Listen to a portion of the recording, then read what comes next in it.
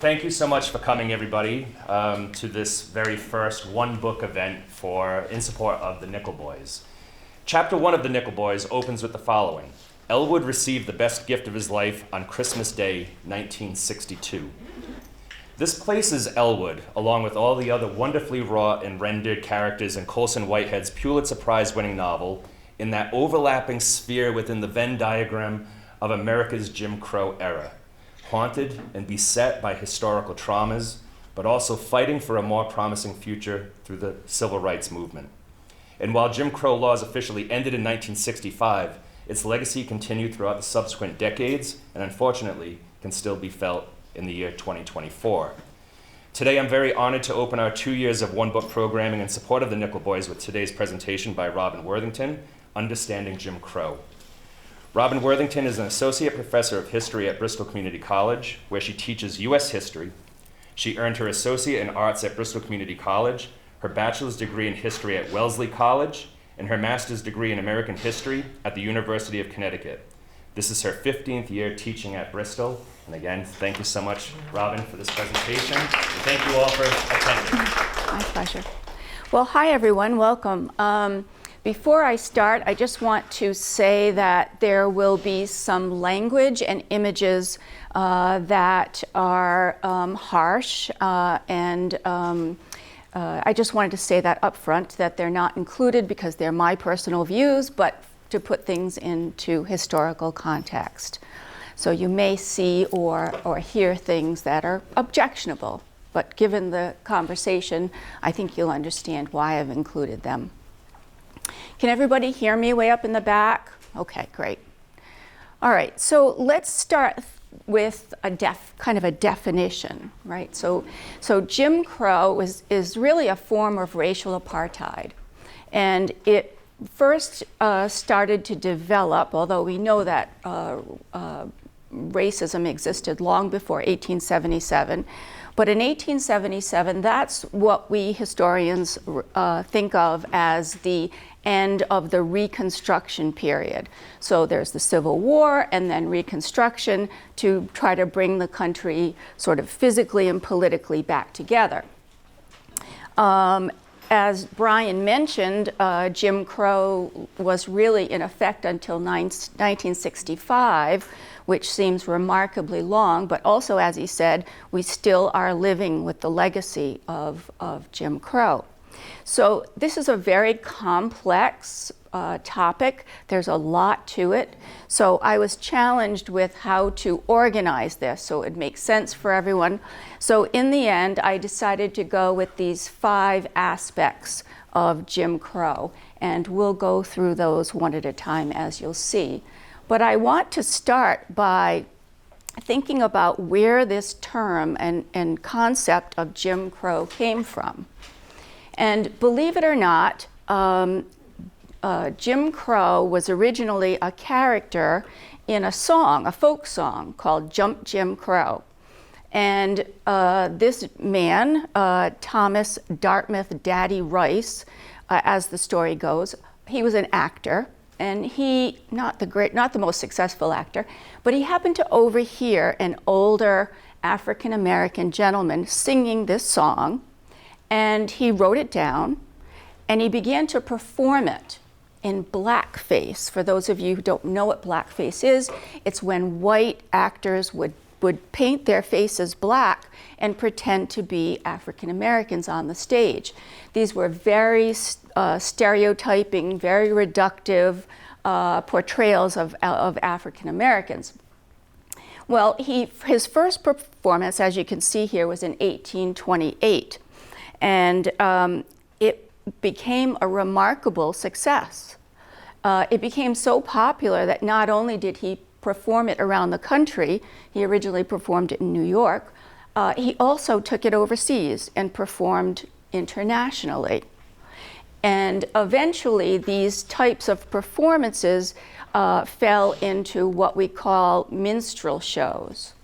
I'll get to that in one second. This is the original cover from the song, right? So the lyrics of the song and the melody were put into published in this way. And here's a little, this is the chorus of the song. And as you can see, the portrayal of the person on the cover is not exactly flattering. Well, it's by the 1890s, minstrelsy, or the minstrel jubilee, became incredibly popular in the United States. These, again, were very stereotypical, racist portrayals of African Americans, and they really became part of the American, a white American appetite for performance. Very, very popular. And as you can see, this is a William West and his caricature, right? They're caricatures in blackface costume, makeup rather. I was tempted to play a little bit, but it was just so disturbing, I decided not to. Well, as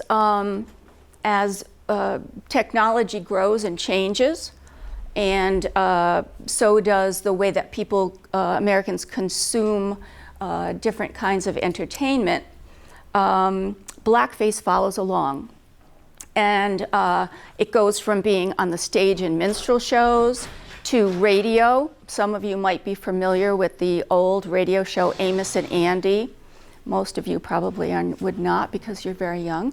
And then it went into motion pictures and even into cartoons. As you can see here, Bugs Bunny and Elmer Fudd in blackface. Anybody have any idea who this person might be? It's pretty hard to tell. That's Judy Garland. America's sweetheart, right? Dorothy Gale, dressed up in blackface. Now, I have read something that said, like, trying not to be quite as harsh on her, that she was on contract with a studio, and they very much, when you were on contract with a studio, you kind of had to take the parts that they assigned to you. And so people have said, we're not really sure if that was something she wanted to do or she had to do it. But nonetheless, this brings blackface into the mainstream, into the home, and sometimes even into the home with cartoons and television. All right, so let's start thinking about the ways that these aspects of Jim Crow that I mentioned earlier. And we'll start with voter disenfranchisement, which means taking the vote away from people, right? If you disenfranchise someone, you keep them from voting or prevent them from voting. So we have to back up a little bit, because remember I mentioned that important date of 1877 when Reconstruction ended. During Reconstruction, there are three really important amendments to the U.S. Constitution, and they're sometimes referred to as the Reconstruction Amendments. The 13th obviously abolished slavery. The 14th provided birthright citizenship. Back in the 1850s, there was a Supreme Court case, Dred Scott v. Sanford, and as part of that decision, the ruling was that African Americans had never been citizens of the United States, that the founders had never intended for Black Americans to be to be citizens of the United States. And so the birthright citizenship was a way to make African Americans, newly freed, citizens.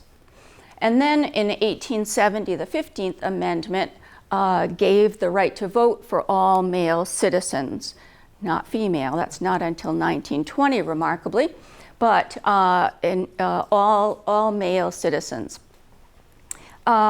The important part of the 15th, one of the important parts of the 15th Amendment, is it gave the federal government the power to enforce this.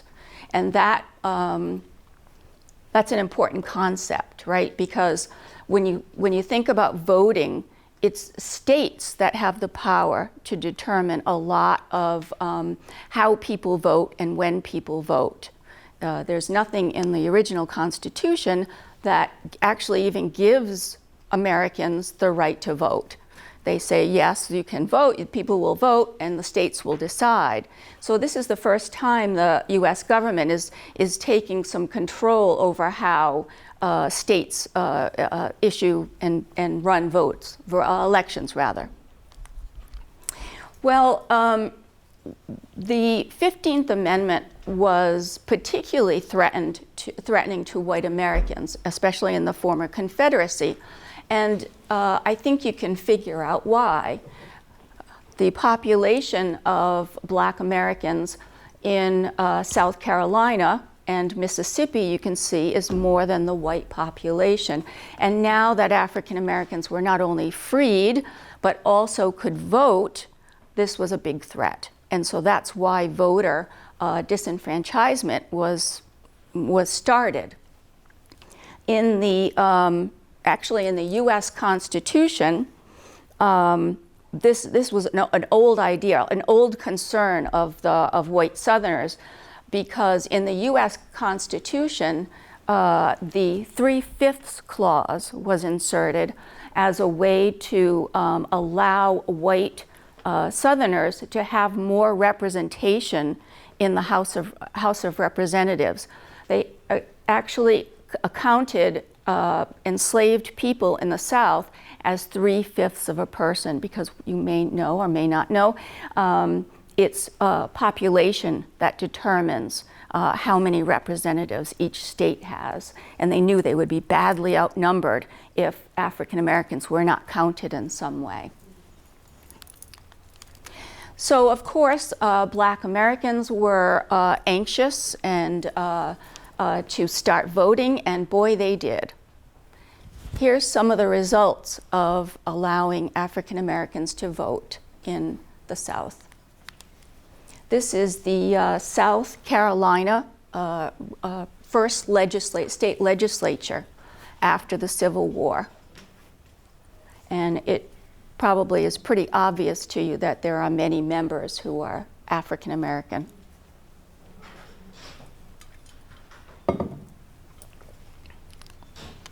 And believe it or not, these are the first African American members of the US Congress, including 2 senators from, of all places, Mississippi.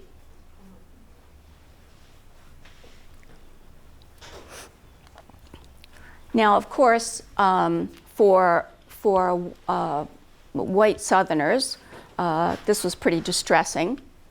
And starting in 1865 with the original Ku Klux Klan, and then joined in 1870 by a group called the Redeemers, who were a political coalition. They started to suppress what then was the Republican vote. Republicans were the party of Lincoln, and Democrats were the pro-slavery party. And so white Democrats began to figure out a way to try to suppress the vote, the Republican vote, and disenfranchise both African Americans and white Republicans. So how did they do it? Well, they had several different strategies. One way was through something called a grandfather clause in their state constitutions. And what this meant was that if your grandfather could not vote before Reconstruction, then you could not vote. So obviously, you know, African Americans could not vote before Reconstruction, or that's not entirely true. There were some states in which free blacks could vote. But in the South, African Americans did not vote. And so these grandfather clause started the movement towards eliminating these votes. The other way they would do it was with something called an all-white primary. And what this meant was that they made it, in some states, they made it a rule that because they said the political parties are private, and so we get to determine who can be part of our party. And so the Democratic Party in some of these states started to say only white men can be part of the Democratic Party. And so effectively what that did was it eliminated anyone of color from the primaries. So that would be the person put forward. And since Democrats were largely in control and the majority of the South, it usually meant that a black person would not make it to the election. And then literacy tests. So literacy tests are one of the longest lasting ways that states tried to keep African Americans from voting. The political cartoon there on your right, which I love political cartoons, they're always very revealing. You can see that there's a white man who represents Mr. Solid South. And in very, very poor writing, he's written down, education qualification. The black man order be educated, afford he can vote with us whites. So obviously he wasn't the most educated either. So this is 6 questions of 68 questions on the 1964 Alabama literacy test. Now keep in mind too that the registrar, the person who was registering people to vote, had a lot of leeway in who got which test. So if you were African American, you might get this test, 68 questions. Sometimes they were timed, and sometimes if you got one question wrong, you failed the whole test. Now maybe if you were a white person and you went in to register to vote, you might not be very literate either, but the control over what was asked of you was in the hands of the white registrar. How many of you think you could have passed a test like this? I usually give this out to my students and ask them if they think they could pass it, and they're all like, no. Another way, another means of voter suppression was with something called a poll tax. And it's exactly what it sounds like. People were asked to pay a tax in order to be able to vote. And maybe that doesn't sound so terrible, but take a look at the average weekly salary or wage for a sharecropper, and I'll get to what sharecropping was in a couple of minutes. The average weekly wage was $5 to $6. So a $1 poll tax would have accounted for approximately 1 day's wages, or 20% of 1 week's wage. So that's pretty substantial.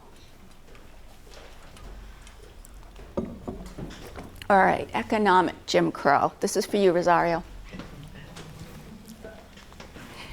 All right, so as you can see in the 1865 South Carolina Black Codes, by the way, were made law right after the Civil War, as you can see. And this was a way to control the African American population. Economically, African Americans were relegated to the lowest paying and most menial jobs. Again, sharecropping, tenant farming, domestic work. African American women usually worked in service. They'd work in white people's homes, cleaning, cooking. They would take in laundry for white families. And believe it or not, it wasn't just in the South that this happened. As you can see, as I've put here, even in the northern states where there wasn't really a codified Jim Crow, African Americans experienced employment discrimination there as well. Excluded from certain jobs.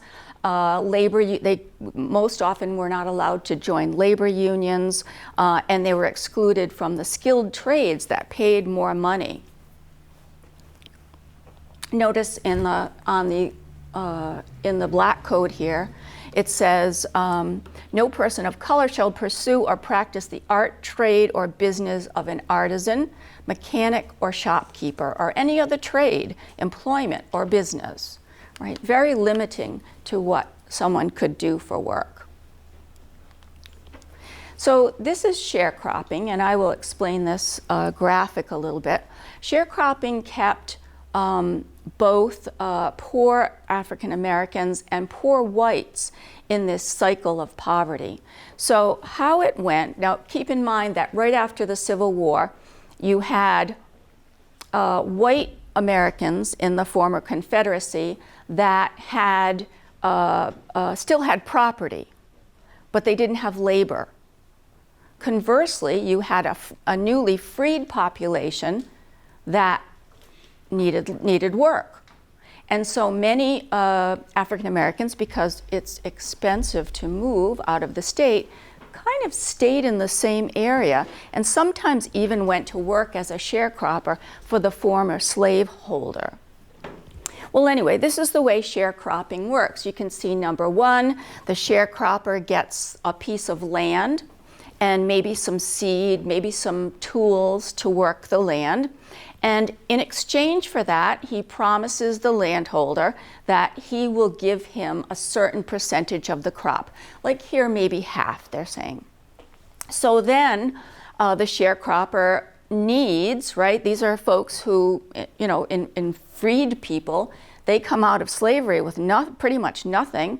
Well, they need to support their families. They need to provide a home. They need food. They need clothing for their family. The landholder says, no problem. I will give you these things, and you just, you know, put your X here, and we'll put you on credit. Okay. So the sharecropper goes, he plants his crop, he harvests his crop, and then when he brings the crop to the landholder, he says, okay, great, here's my half, but guess what? Your debt is more than your entire crop. So you have to give this all to me now. Oh, and as a matter of fact, there's a little more that you owe me. And so that debt rolls over into the next year, where the sharecropper has to promise a bigger portion of his crop to the landholder. And so we go round and round and round.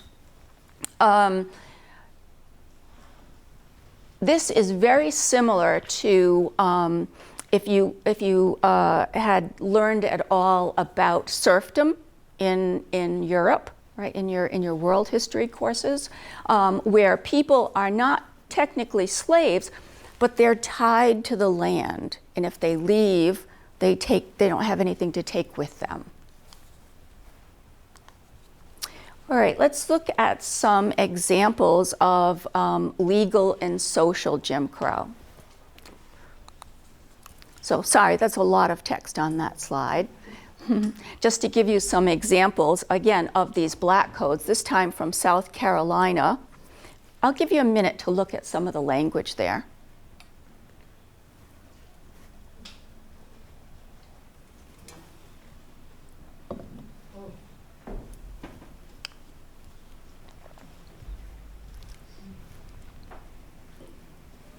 You can see they're trying to, as close as possible, replicate a slave system without actually calling it slavery. Of particular absurdity is this one, where it says, if you're a vagrant, right? A vagrant is someone that, you know, is hanging around. So they're saying, well, if you don't have some place to live, but really they expanded that and they would pick up people on the streets, even though they did have a place to live, you could be arrested, you could be convicted, and then you would be put into the prison system, in which your service could be hired out So this was a way to get free labor, or nearly free labor, for white farmers and white planters. This was described in, oh gosh, I'm blanking on the name of the author. That's all right, it'll filter to the top. Oh, Slavery by Another Name, that's what it is, Slavery by Another Name, which is also a really great PBS series, and explains how many black Americans, especially men, mostly men, were caught into this prison system when they really weren't, well, might have been not guilty at all of a crime. All right, anti-miscegenation laws. So miscegenation is really a made-up word. It was made up during the Civil War, right before Lincoln's second election.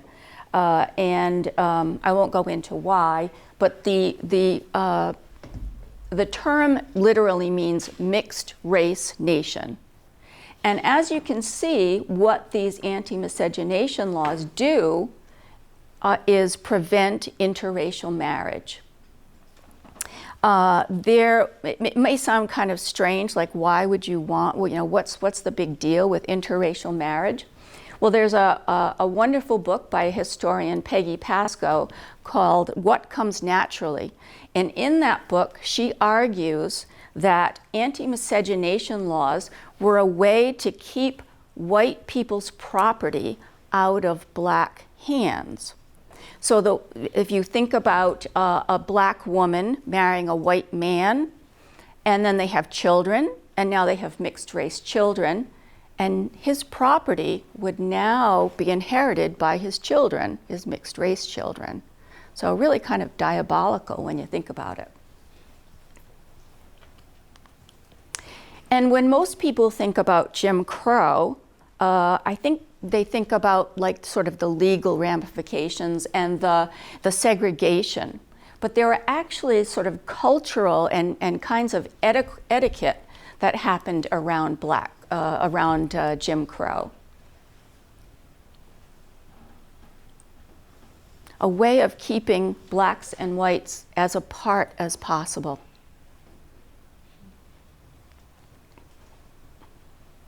This is just a few. There are quite a few more. And think about the not only the cultural effect, but the psychological effect of this kind of treatment. Think about the fact that if you're African American and you're walking down the sidewalk and a white person comes the other way, you had to get off the sidewalk and walk in the street and let that person pass. Right?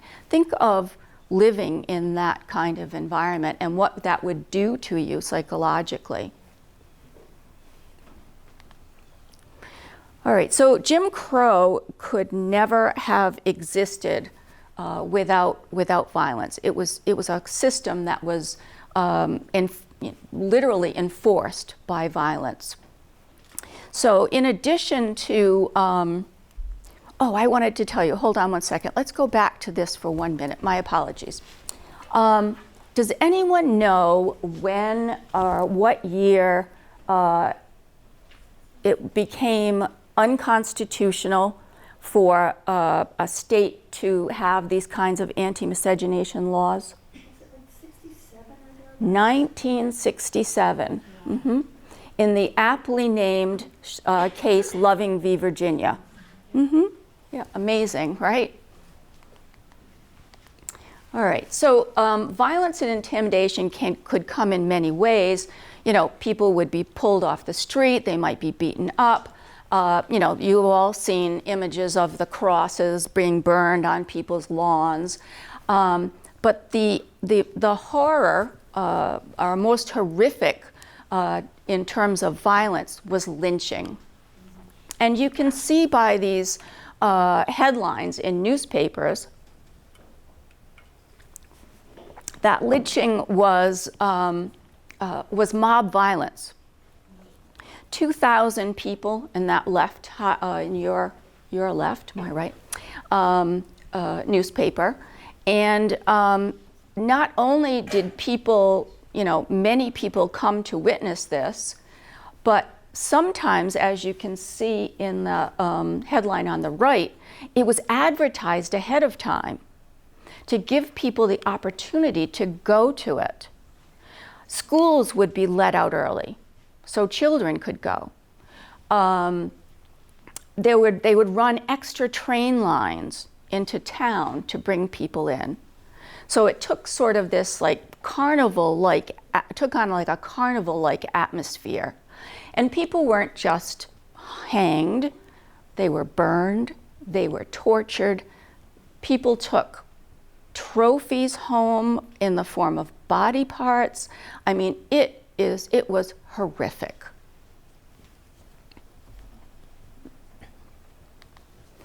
One of my heroes in history is a woman by the name of Ida B. Wells. And Ida B. Wells was born a slave. She was as a child, lived obviously through the Civil War, Reconstruction, and her parents died and through some kind of an epidemic like flu or something, and she raised her siblings. She had like, I don't know, 6 or 7 siblings. And she witnessed firsthand the lynching of a friend of hers. And so she made it her life's work to call attention to this horrible problem. So she went on speaking tours. She wrote articles in newspapers, and probably most famously, she wrote The Lynch Law in America in 1900. And this list here of hers is this. She made this list. So between 1892, in 1892, there were 241 lynchings, and these are all the various proposed reasons for it. Now, keep in mind that this was extra legal. That means that it was outside of the justice system. Lynching was outside of the justice system. People didn't have any due process. They might have been arrested, but they certainly hadn't gone through the criminal justice system. They were sometimes taken right out of their houses. Just the merest accusation that they had done something wrong people would get a group together and just pull people out of their houses. They would break into jails and take people right out of jail and lynch them. And often these accusations were pretty trumped up, if you will. This is a map that she created in 1921. And the red numbers are the numbers of lynching in each state within 33 years.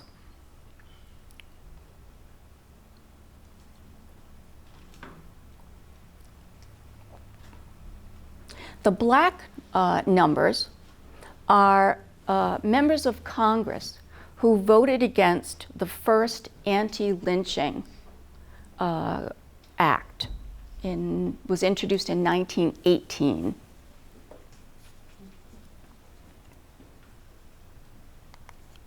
The Dyer anti-lynching bill. It passed the House of Representatives, but Southern Democrats filibustered it, and so it was never passed. Anyone want to guess when the first anti-lynching legislation was finally passed? It's very, very recent. I want to Yes, say ma'am. in the last 4 years or so. 1922, the Emmett Till anti-lynching bill. For those of you who don't know, Emmett Till was a 15-year-old boy who was from Chicago visiting some family, I think in, I want to say Mississippi, but I could be wrong. And he was accused of whistling at a white woman, and to her husband and his brother went in and took him out of his relative's house, the people he was staying with, and they murdered him. Some of you also may have heard about it because there was a movie recently about his mother, who was like really courageous through the whole thing. Is it? Yeah. She had them leave the coffin, the casket open, so they could see what was done to him. It's pretty horrific. All right, so these are what I think most people think of when they think about Jim Crow, right? Segregation laws. So in 1896, segregation is made the law of the land in the Supreme Court case Plessy v. Ferguson. So Plessy was a man who was 7/8 white, and he volunteered to go onto a train in Louisiana and sit in the white section. Now, if he was 7/8 white, what do you think he looked like? Pretty darn white, right? So obviously this was a setup, right? They wanted him to go onto the train, sit in the white car, and someone alerted the conductor to the fact that Plessy was sitting in the white section, but he wasn't considered white, because in Louisiana there was something called the one-drop rule. 1 drop of black blood and you were considered black. And so Plessy's arrested, he's charged, he's convicted, and his case goes all the way up to the Supreme Court. And in there was only one dissenting vote in this case. The majority decided that as long as there were separate accommodations, that separate but equal is okay.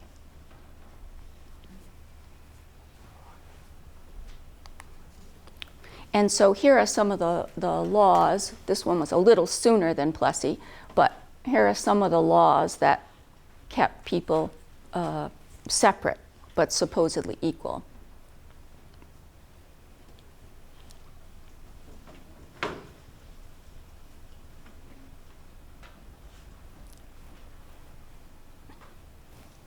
I find this really fascinating, right?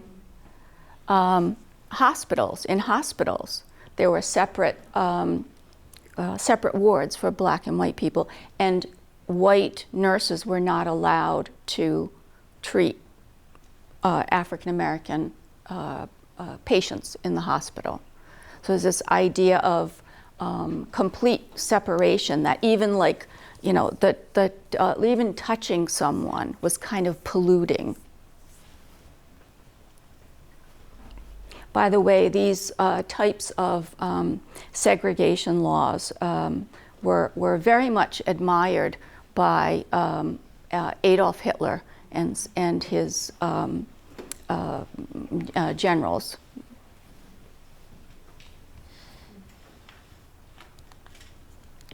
And of course, the more obvious signs of segregation.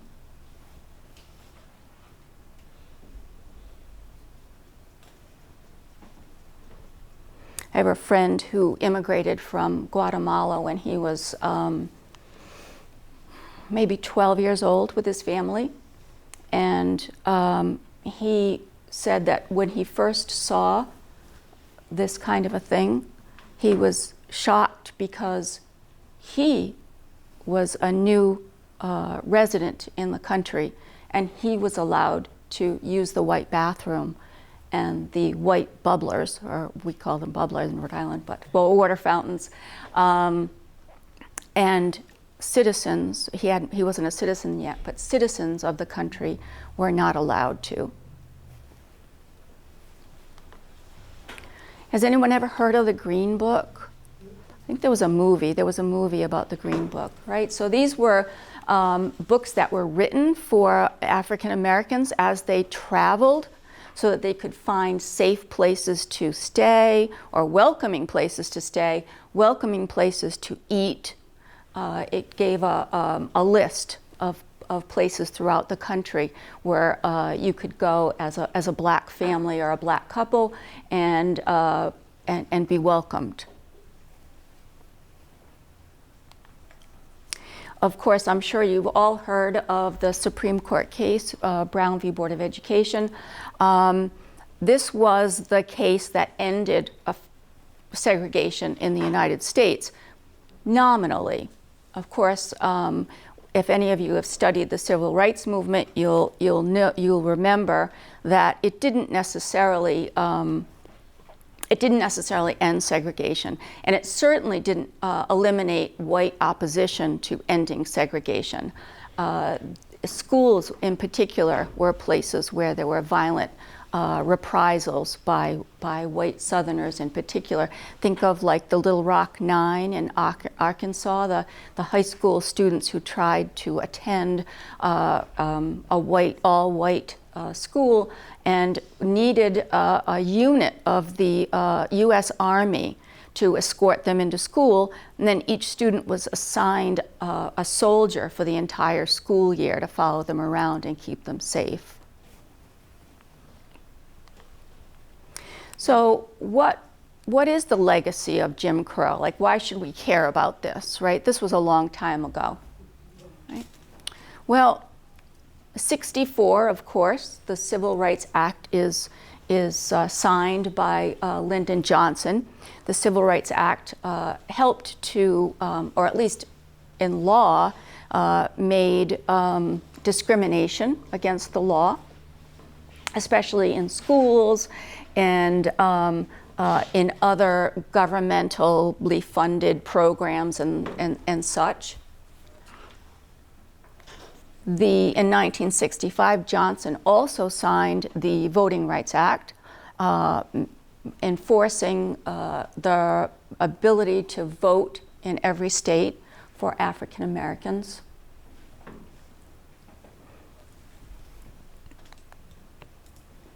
Let me just zoom to this first. I got my slides out of order. Take a look at the effect on registration for African Americans after the Voting Rights Act. So on the left is before, on the right is after. And just in 2 years,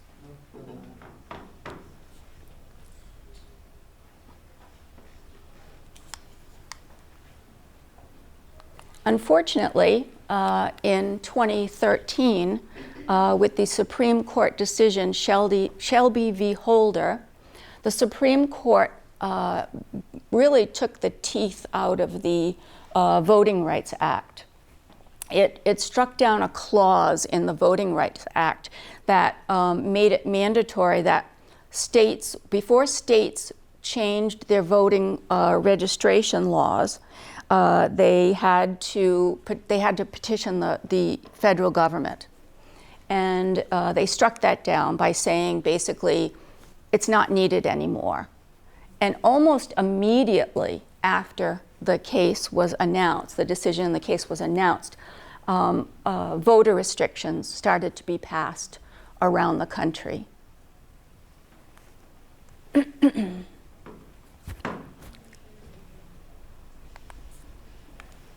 Okay. Wow, 11:47, yes. You never know, right, when you're preparing it. Am I going to be on time or not? Questions?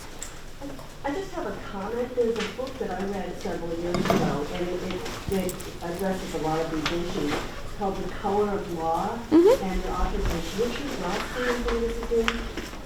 It's really eye-opening about what things I never knew about, and in particular, the AI bill, which really raised our middle class, was not offered to black GIs coming back from No, because it was the states were put in charge of the GI Bill enacting, in their particular states, And so African Americans were, instead of being encouraged to go to college, right, like many white veterans, they were pushed towards like vocational schools or historically black colleges, which were overcrowded as it was. That book is really incredible. Yeah, the idea behind redlining, right, where the HOLC took cities all over the country and what's called redlining them. So they would put neighborhoods into different categories, A, B, C, or D, and the D was the one that would discourage businesses. It was supposed to be like not a good place for businesses to invest. Well, those were always the largely people of color would live, and we still have that legacy today. I read somewhere recently that the United States is more segregated now than it was in 1990. Mm-hmm. And it's largely the legacy of like redlining and residential segregation. Mm-hmm. And don't forget too, what's the number one way that Americans build wealth? House, owning a house, owning property, because then you pass that down to the next generation. You can use it, you can leverage it to get loans and things like that. And so preventing certain families of color from purchasing homes or keeping them in areas where property values are very low takes away some of that value, wealth for the next generation. Yeah. Beth. So when I was a teenager, which was in the 1960s, I worked for an elderly dentist in Providence, Rhode Island. This was not the Deep South. And earlier in his career, he was black, earlier in his career, they'd have the dental conference at the Biltmore Hotel in Providence, and he wasn't allowed to attend. Yeah. Mm-hmm. Yeah, we have a tendency to think of it as a Southern problem, right? But mm-hmm. Right, that's right. One of the states, exactly. Yep, a little scary. Yeah. And I know I'm from Connecticut, and I know that there were some people in a town near me, when they went to sell their house, it was written into the deed that they were not to sell to blacks. It's no longer legal, but there are still deeds out there that state that specifically. Absolutely. Yep, absolutely. Starting in the 1920s and 30s, those little clauses were added into into these homeowners, what are they called? Homeowners Association contracts, and you had to sign off that you would not allow, that you would only sell your house to a white person. Levitt towns, the towns that popped up after World War II, which were these sort of mass, created neighborhoods in the suburbs, many of those were whites only. Well, and they also were, a lot of those were purchased through the GI Bill. Yep. So if you don't have access The homeowner's to that, loan. how do you, Yeah. Yep, absolutely. Yep, absolutely. It's really fascinating. Denise. So when we look at American history, it can be quite grim and depressing, as you just showed. I'm always interested, especially for a lot of young people in this room, how do we move from, maybe for some people that's the first time they saw this information or to this depth, then how can we encourage younger people, ourselves, to take what we know is history, but then effect a better change from this point, from this moment on? Well, that's like the eternal question, isn't it? Yes, yeah. But it's because, in our time, we sort of have a national depression going on for a lot of different reasons. I think that's too bad, especially for young people. And we're out of college. We're meant to open minds, uplift. And how do we, this is just, I know you don't have the magic answer, Robin, but you are a historian, so how do we encourage each other? So when to move along? when I think about history and I think about change that has happened in history, it's the average people that push it forward, right? It's not usually the people in power. Those are the folks that are usually trying to keep the status quo because they don't want to lose power. It's people, the average people who are. I mean, think of the civil rights movement. Think of the women's rights movement. Right? Women who were, stood outside the White House for weeks with signs asking for, why don't we have the vote? That were beaten up, that were taken to prison, that were, went on hunger strikes and were force-fed. Same thing with African Americans during the civil rights movement, with the nonviolent movement. Same, beaten up and jailed. People need to advocate for change, but the first step I always tell my students is you need to be informed. You need to be an informed voter, because the vote is another way that you can affect change. One of the courses I teach has to do with democracy. And one of the things I always say to people is democracy is a verb. If we become too complacent, which I would argue we are now, very complacent, our democracy can be taken away from us very quickly. And if we are concerned about the way that people are treated now, think of how much worse it could get if we lose our democracy. And it could happen, because democracies aren't lost anymore by violent coups. Democracies are lost when the norms of society are eroded.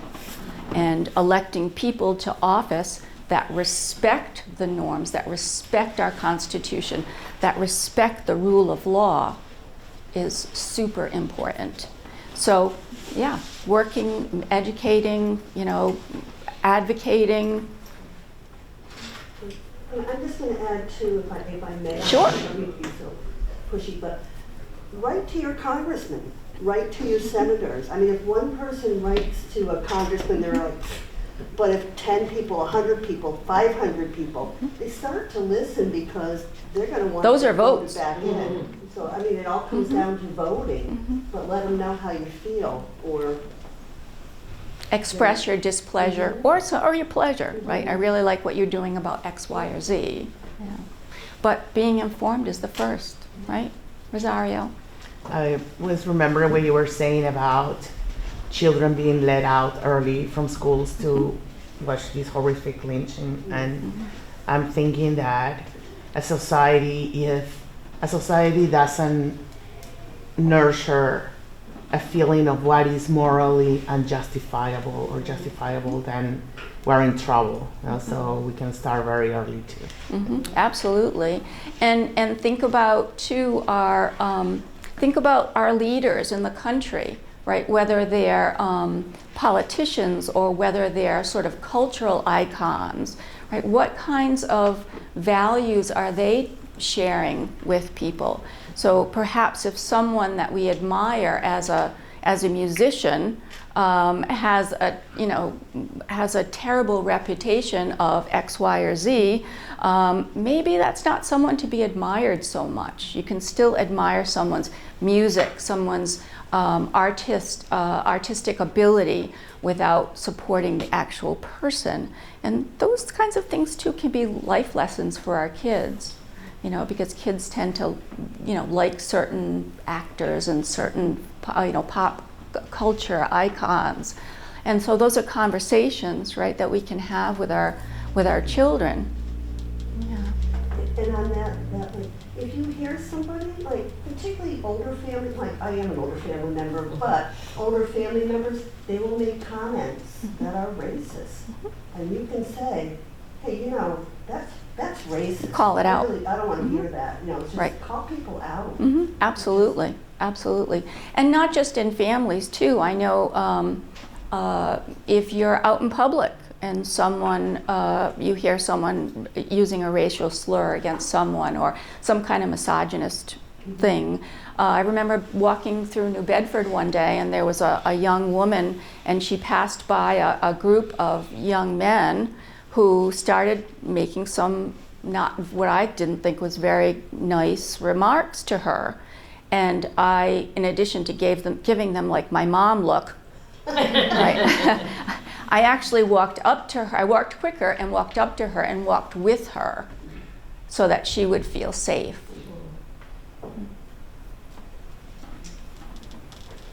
Thank you so much Oh, again. you're very welcome.